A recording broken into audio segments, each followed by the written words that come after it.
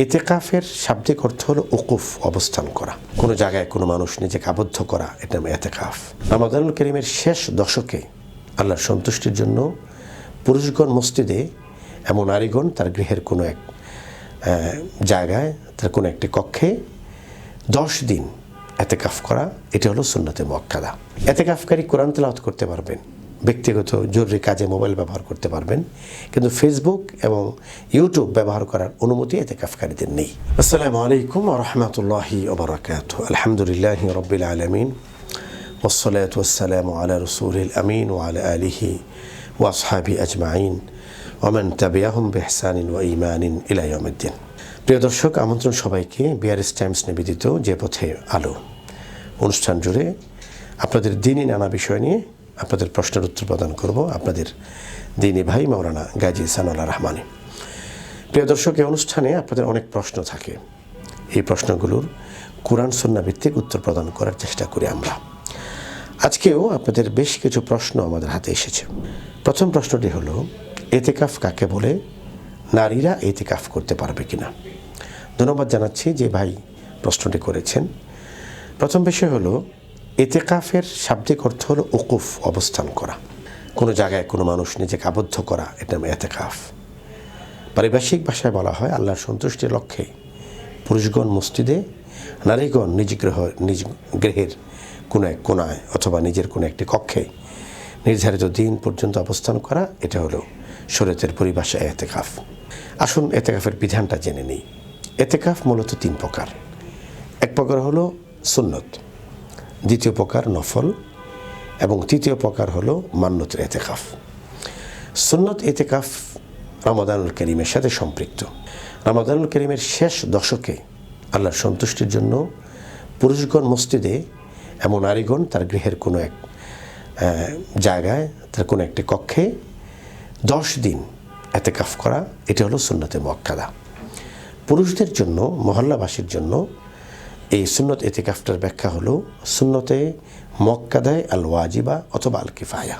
রাসূল করিম সাল্লাল্লাহু আলাইহি ওয়াসাল্লাম রমাদানের শেষ দশকে মসজিদে নববীতে 10 দিন এতেকাফ করতেন। রাসূল সাল্লাল্লাহু আলাইহি ওয়াসাল্লাম যতদিন বেঁচে ছিলেন এতদিন তিনি এতেকাফ করেছেন। আল্লাহ রাসূল যে বছর ইন্তেকাল করলেন সে বছরে তিনি 20 দিন এতেকাফ করেছেন। রাসূল করিম সাল্লাল্লাহু আলাইহি ওয়াসাল্লামের পত্নীগণ, আমাদের মা আম্মাজানগণ, তারাও তাদের গৃহে এতেকাফ করতেন বলে কিতাবের মধ্যে পাওয়া যায়। যদি কোনো এলাকার পক্ষ থেকে কোনো একজন মানুষ এতেকাফ করেন, তাহলে ওই মহল্লাবাসীর পক্ষ থেকে সুন্নতে মুআক্কাদা আদায় হয়ে যাবে। আর যদি আল্লাহ ক্ষমা করুক, কোনো এলাকার পক্ষ থেকে কোনো মানুষ এতেকাফ না করেন মসজিদে, তাহলে গোটা এলাকার সকল মানুষেরা গুনাহগার হবেন। যেহেতু কিছু মানুষ আদায় করলে এতেকাফটি আদায় হয়ে যায়, এই জন্য এতেকাফকে বলা হয় সুন্নতে মুআক্কাদা আল ওয়াজিবা অথবা সুন্নতে মুআক্কাদা আল কিফায়া।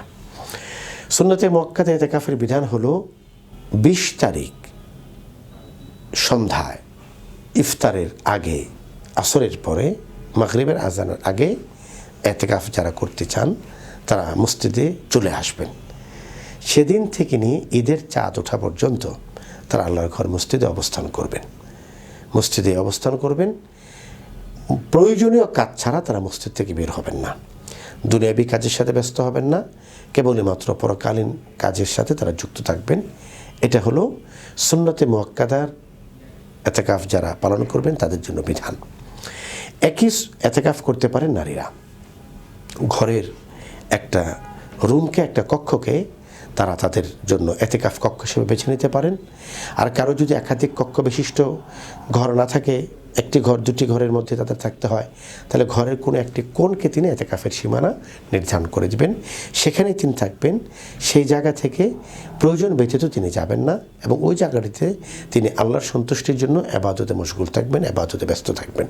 এতেকাফকারী ওযু ইস্তেঞ্জা করতে পারবেন, প্রয়োজনে বাথরুমে যেতে পারবেন, কিন্তু প্রয়োজনে তিনি পত্রপত্রিকা পড়ার জন্য সংবাদ মাধ্যমের দোকানে যেতে পারবেন না।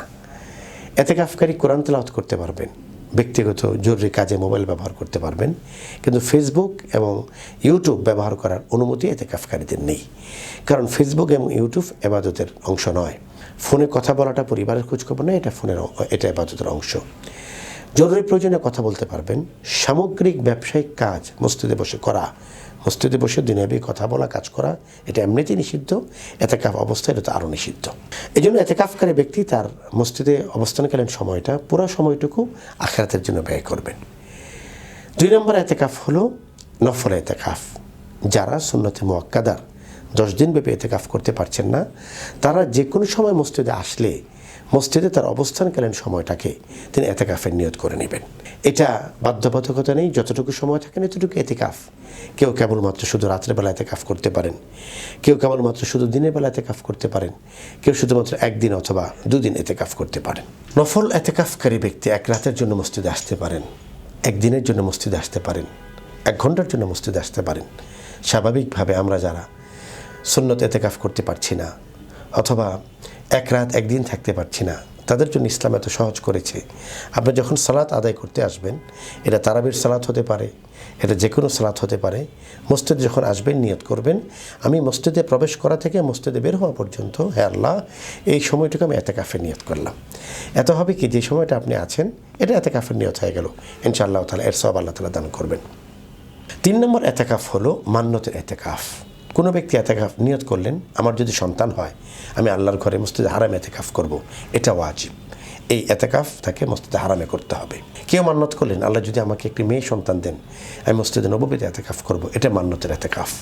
এই এতেকাফ তাকে রক্ষা করতে হবে। তো এই ছিল আজকের মূল আয়োজন। রমাদানুল কারীমের শেষ দশকে এতেকাফের সবচেয়ে গুরুত্বপূর্ণ বিষয় হলো এই সময়টিতে এতেকাফ করার মাধ্যমে লাইলাতুল কদর নসিব হয়, লাইলাতুল কদরকে পাওয়া যায়, লাইলাতুল কদর অন্বেষণ করা সহজ হয়, লাইলাতুল কদর এর মর্যাদা লাভ সহজ হয়। আমরা দোয়া করি আল্লাহর কাছে এতেকাফ যারা করবেন তাদের দোয়ার মধ্যে যেন আমরা শরীক থাকি, আমাদের দোয়ার মধ্যে যেন তারা শরীক থাকেন। অন্তত জীবনে একটি রমজান যেন শেষ দশক আমরা আল্লাহকে সন্তুষ্ট করার জন্য আল্লাহর ঘর মসজিদে এতেকাফ করতে পারি। আল্লাহ রাব্বুল আলামিন সেই তৌফিক আমাদেরকে দান করুন। আমিন।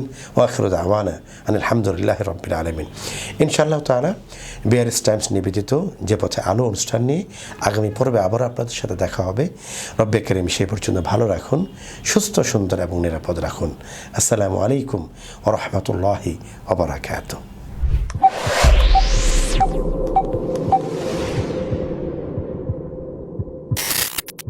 Experience next level illumination with Ray OmniTech's 40-watt tube light.